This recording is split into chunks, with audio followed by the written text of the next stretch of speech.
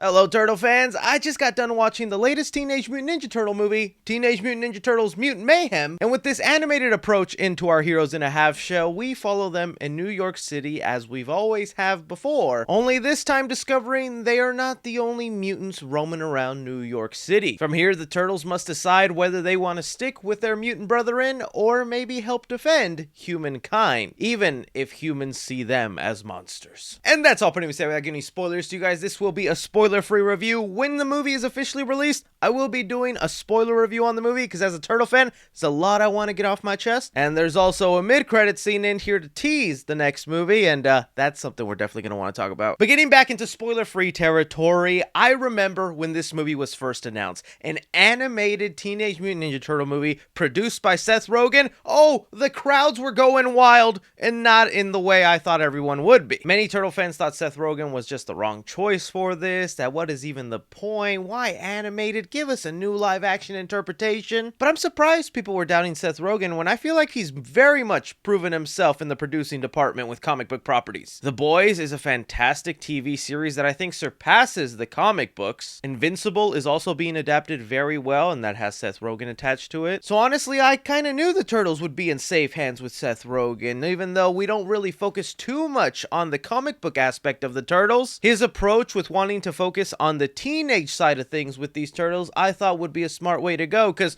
who would have thought finally giving us Turtles voiced by actual teenagers would make a world of difference? And I'm very happy to report I feel like this movie is a knockout, and it is going to make so many more Turtle fans. Now, I do have some gripes, though, I couldn't help to have as a Turtle fan. We'll get into those in a sec, but getting into the things I love the most. The voice casting just brings a whole new dynamic to the Turtles. I feel like I've always liked every dynamic within the Turtles in every iteration that we've gotten. As long as you're sticking to the core characteristics of each Turtle, I feel like it works fine. But this movie, it feels like it's on a completely different level. They specifically had these voice actors always recording their lines in the same room, and you very much feel that in their performance. They're vibing with each other, the chemistry is there, and also even the lingo. If you were to tell me words like sus or riz were going to be showing up in a Ninja Turtle movie written by, I don't know, someone in their 40s or 50s trying to sound like today's teenagers, I was going to be like,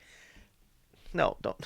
Okay, this thing is gonna be awful. We've seen it done before. Whenever people out of date try to sound like teenagers, it doesn't work. But the cool thing they did in making this movie is they allowed these teenage actors to rewrite a couple of their lines or throw in some modern lingo they thought would work, and I feel like it comes off so naturally in the performance. He'd be like, what did you just say? Riz? Use that in the movie. Explain it to me and then let's use it. I mentioned this also when doing my reviews of the previous theatrically released Ninja Turtle movies, but every Teenage Mutant Ninja Turtle is a good representation of what teenagers are kind of into at that time, and yeah, these kids are on their phones. These kids have their own inside jokes with the viral videos they see, and I think just all of that works so well for me. When getting on to supporting characters to the Turtles, Splinter, voiced by Jackie Chan, is of course phenomenal. I wouldn't expect anything less from Jackie Chan. That's one of those rare voice castings where you just go, oh, that is perfect. Thank you for that. I was even happy to see Splinter gets plenty of due in this movie. He gets his own action scene, and he's giving kind of a heartwarming message about a parent that wants to just protect their children and the fears they have of letting them out in the world. April O'Neil, who obviously got the most criticism just because she wasn't the traditionally looking April O'Neil that everyone was used to,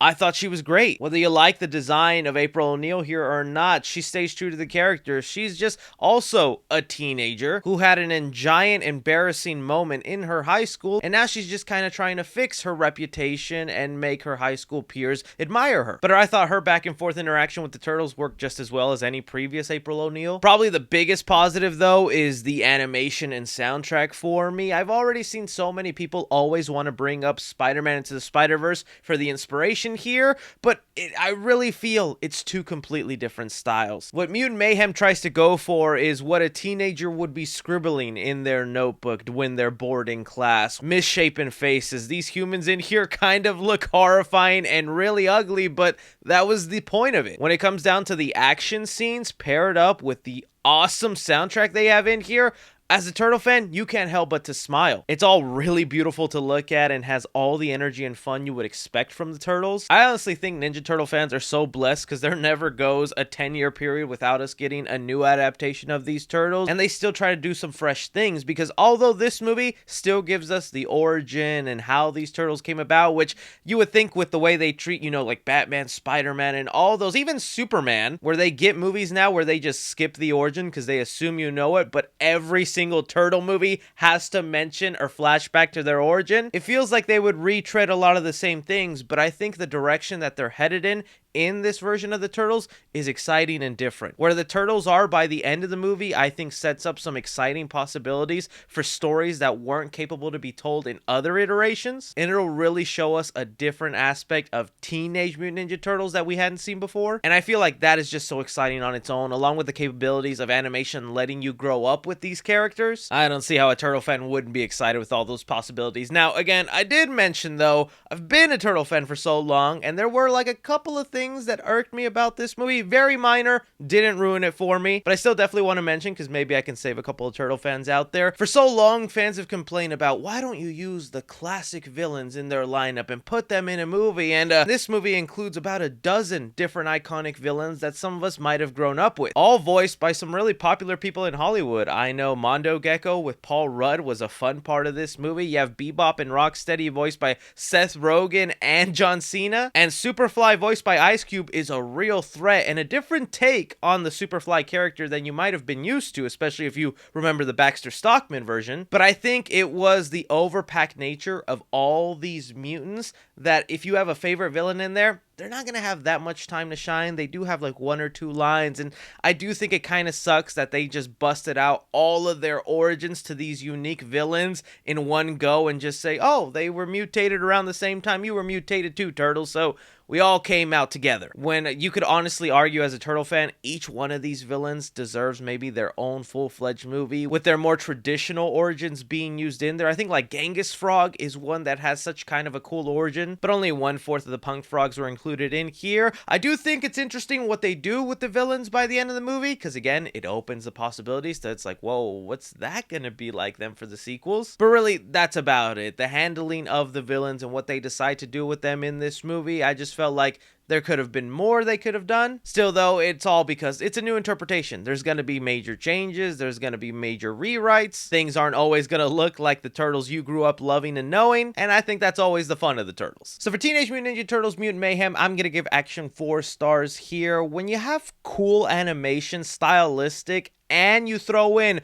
awesome music to go over that action, you're just having a blast. You're just having an entertaining time. I love the action scenes in here. Comment in the movie, I'm also give it 4 stars. Granted, it is a more childlike sense of humor. These are a little bit younger Turtles, acting more like preteens, so the humor kind of matches that in here. There's like a big vomit joke that recurs throughout the movie, and you're just not into that. I completely understand, but aside from the gross out humor, just seeing the Turtles interact and be funny with each other, I just had a good laugh with. Drama in the movie, I'm gonna give it 3.5 stars. I did enjoy the story in here and the themes of the Turtles wanting to, just be out in public, see everybody, and then this conflict they have when they meet other mutants. I did think that worked well. I just feel like it wasn't as fleshed out as I wanted. Sometimes there's an imbalance of the serious and funny moments, but I still like the story nonetheless. Even the mini arc Splinter gets throughout here. Horror in the movie, I'm gonna give 1.5 star too, mainly to the human design faces in here. They're pretty creepy to look at. Some of the monster designs might be a little much for like younger kids really excited to see this movie, but overall nothing too crazy. And suspense in the movie, I'm gonna give it 3 stars. There wasn't too many suspenseful moments in here. There's like one where you start to feel the Turtles conflict with Superfly, and Superfly does come off super menacing, but that was about the only moment. Casual fans to the Turtle world, I'm gonna give it an A+. Cinephiles, I'm gonna give it an A-,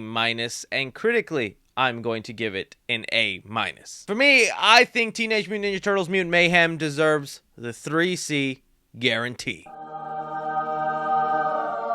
Again, that is just my opinion on the movie. I think it's such a great time to be a Turtle fan. We will be talking spoilers about that mid-credit scene and me going into detail a little bit more about what they're setting up in this world. So stay tuned for that video, but don't be forgetting to hit that like button, subscribe if you haven't already, follow me on Twitter at 3C Films or on TikTok at 3C Films. But as always, I'm Chris. Take care.